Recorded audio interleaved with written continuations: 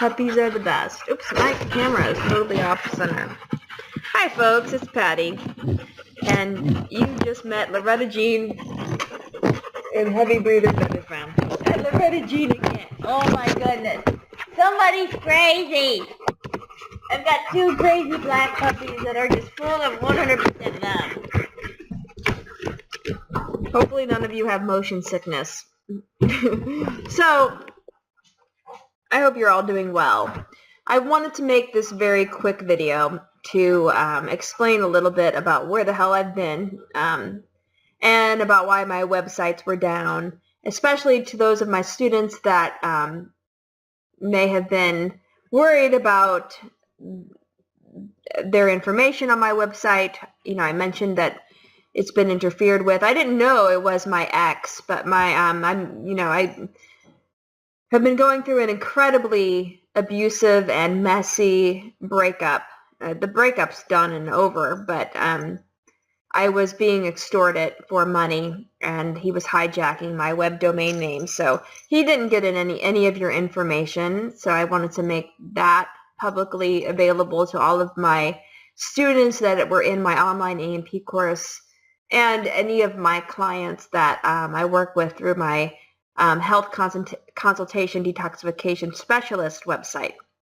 So he doesn't have the passwords. He could not get into those websites. And the websites actually, I think, could still be accessible by my students. So as a student, you should have been able to watch the video material, the lecture material, and do the online review sheets and take the online assessment. So that should not have been affected whatsoever.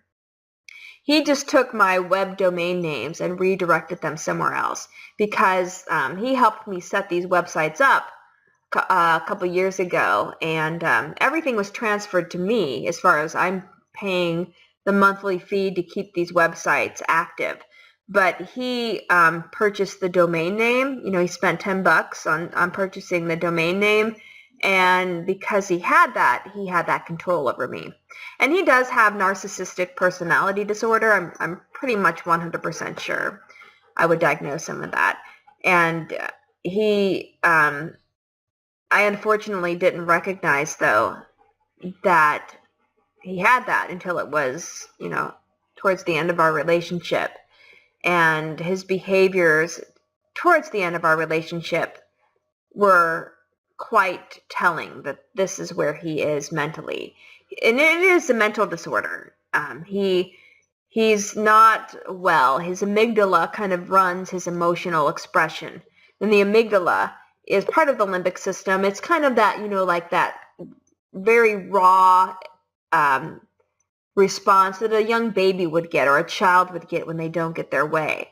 They throw a temper tantrum, and they really think the world revolves around him, and they have kind of this grandiose sense of self-importance, and that's everything he is. I mean, 100%. So I know this because once I realized that that was the disorder that he was suffering from, I started really investigating that, and every single video, it kind of confirmed my findings. So yeah, he was extorting me for money. Just a long story short, he helped fix up the house that I purchased. It was in my name, and he decided that I should purchase a house that needed some updates. So we as a couple could make money off of it. And, you know, I would never on my own buy a fixer-upper. But since he wanted to do the work, I'm like, okay, we can do that. And that was the goal. When we sold the house as a couple, we would use that money to pay off our debt. And, you know, I sold a house in Washington where I met him, and he did some work on that house. And I gave him way more money, twice as much of the money that I got out of the house he got. You know, so I think I got $15,000 off of that house. I got 5, he got 10. And the work he did actually was not the greatest, because when I was selling that house, the real estate agent had to hire some people to do work, and I was charged for that. So I took a loss on that house, which was quite devastating for me financially, and I gave him a lot of money. And I wasn't going to repeat that mistake again, especially since he discarded me, because when he broke up with me, he had already been flirting or, I don't know, grooming his new supply on Facebook and elsewhere. And he, being a narcissist, they want to make sure they always have their narcissistic supply, that they have somebody that's going to boost their ego. And, he does that. He's got a trend of doing that in all of his relationships. Between his first ex-wife to his second ex-wife, he had her set up and while he was going through his first divorce. And then he met me when he was going through his second divorce. Actually, he met me and he was pursuing me before he even got divorced. And I told him, I'm not going to date somebody that's living with his wife. But yeah, he then later divorced his second ex-wife, obviously. And now he's with somebody new, which is fine. I'm glad that he's keeping busy with this new supply and out of my life. That's great. But I feel sorry for her, honestly, because I see the same patterns. He does this love bombing. He's very charming. And then the true colors come out, when he doesn't get his way, like I said. So when my real estate agent and I were planning on closing, we had asked my ex for receipts for what work he had done, because I just wanted to know. I was paying off the Lowe's credit card that was used to buy out the majority of the materials that were used to update the house. It was my house. I was paying off that credit card. And, I know he bought a couple of other things for the house, and we asked for receipts, and he was too busy to give us receipts. So when all was said and done, I looked at, what I had record of that he contributed, and it was really hardly anything, but I gave him some money, and I left a check for him, and he was furious when he found out the amount. Remember, I had already given him $10,000 for a house that he didn't own back in Washington. And in his anger, he showed up at my mom and dad's house, and he screamed and yelled at my dad. And he says, I think in one of his slanderous posts about me, that my dad called the cops, which was not true. My dad threatened to call the cops, but my dad really just wanted him to leave. He was stressing out my mom. And my dad, as he knows, I've been working with my dad to help him better his health. And he didn't care about that. He doesn't care about anybody but himself. So stressing out my dad and stressing out my mother were of little importance to him. I managed to find a new place, which I did not share with him my address. I do not want him to know where I live.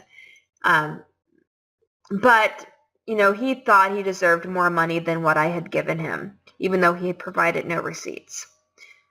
So what did he choose to do to get that money? He decided to extort me. He decided to smear me online. And I was just like, who is this person? But he's smeared other people online. So, whatever. I mean, he even fat shamed his own son online. What kind of person does that? If that wasn't a red flag. There were a lot of red flags I just overlooked. We do that in relationships. We overlook things that are convenient. Him fat shaming his older son, who he doesn't have a relationship with. Him discarding his own parents, which I've never met, so it's hard for me to know what kind of people these two individuals were. But they did pay for his second ex-wife's divorce, so he was angry about that, and that's why he discarded them. But why did they pay for his second ex-wife's divorce? Why did they think his ex-wife should have had full custody of his younger son? Maybe because he's got anger issues and he's very violent, and I saw it firsthand.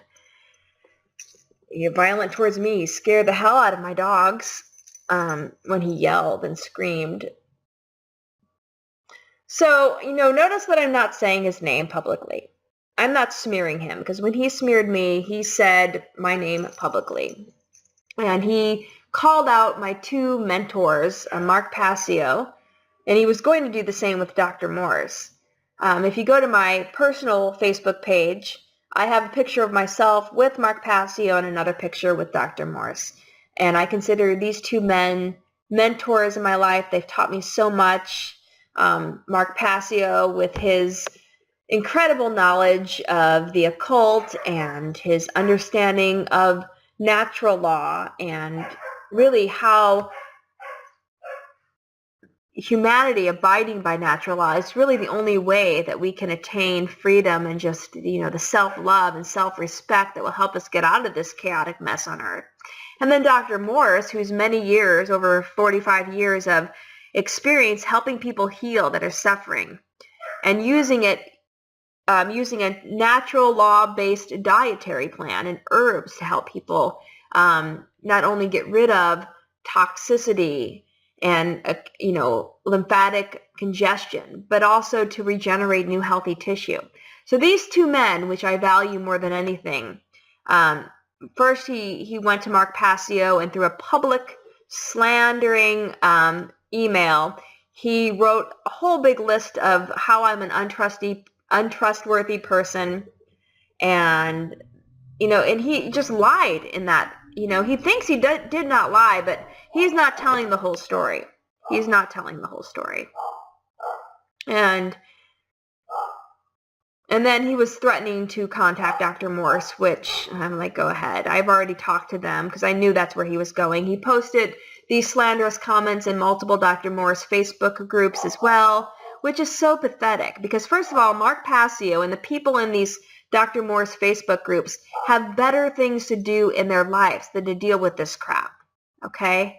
I mean, I gave a heads up to people that he was doing this, and I apologized for him doing this, and I apologized that I'm even affiliated with him and his narcissistic attitude, but I didn't know what else to do, and so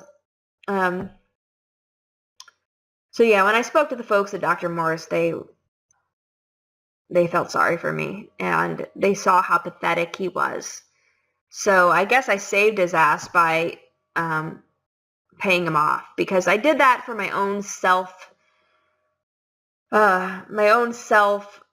sanity, really, because I would get from multiple people every night over the past week, people that he thought were on his side were sending me messages about what he was doing, and they all agreed it was pathetic and it was sad.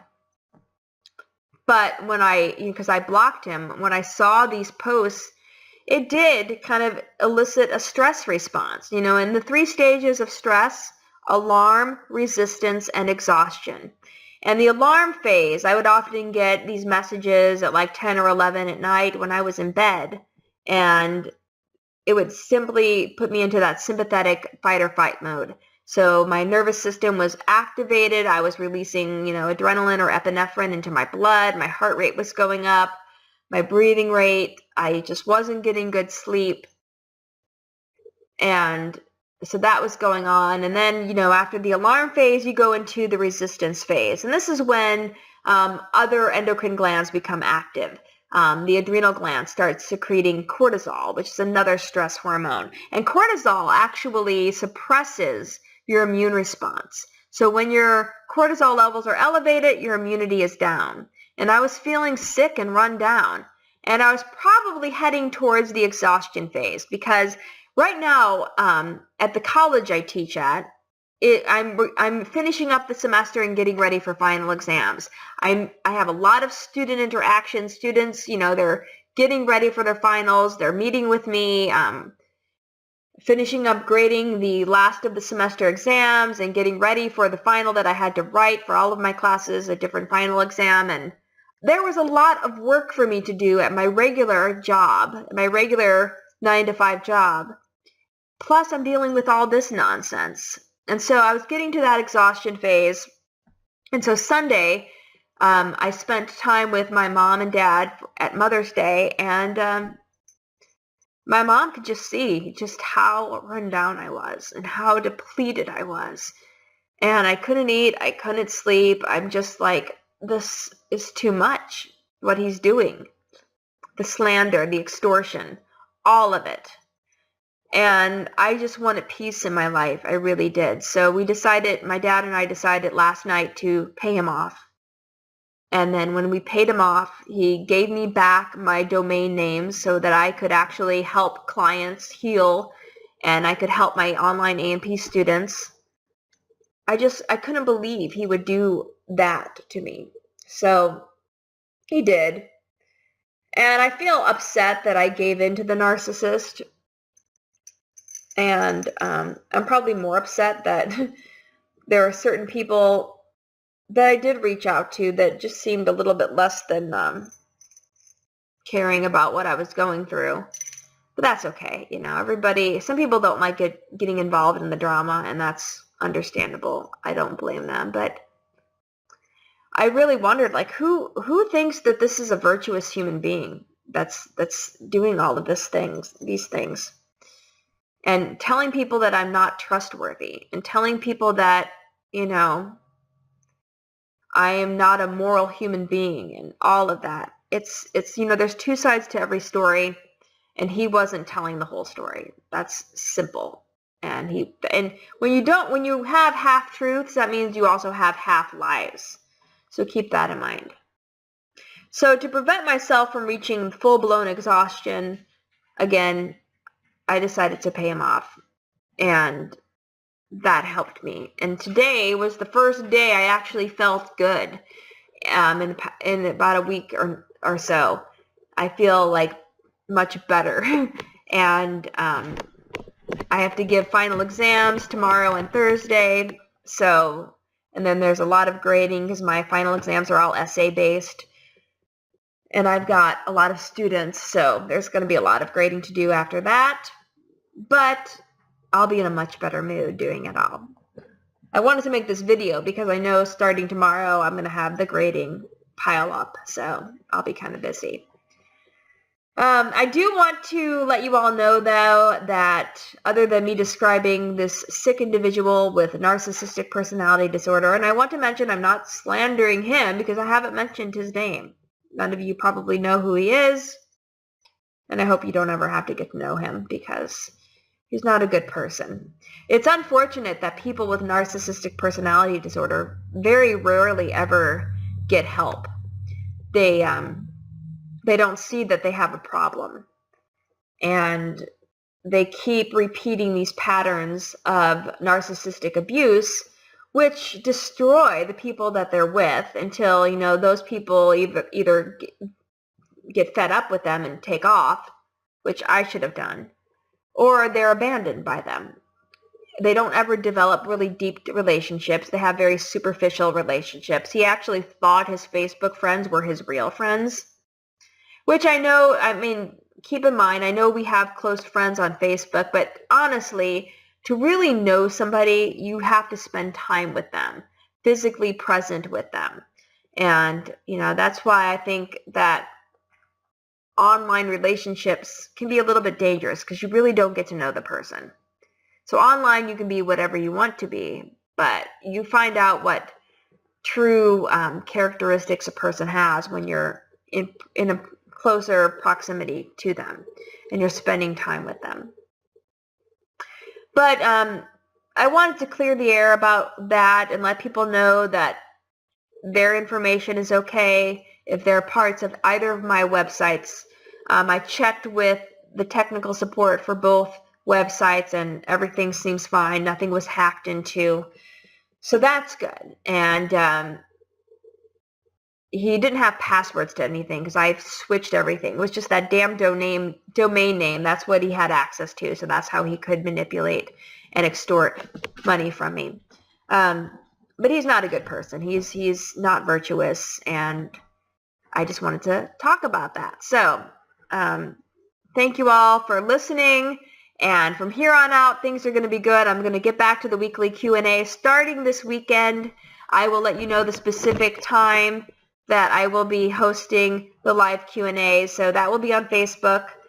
And you can start getting your questions ready. Once I announce the time, I'll give you a place on Facebook where to post your questions, probably just messaging them to me via Facebook. And I will have more of an online presence now because some major projects that I was working on at work have come to a completion. Summer is starting, and I am teaching summer school, but I don't have a lot of the additional professor type duties to do during the summer. So I've got a little bit more ability to help you all and focus more on making some more creative videos for my online A&P course, which is up and available, and I've made it more accessible to everybody. It's cheaper than it was before, and I explained a little bit. I have a YouTube video that explains how the course is set up.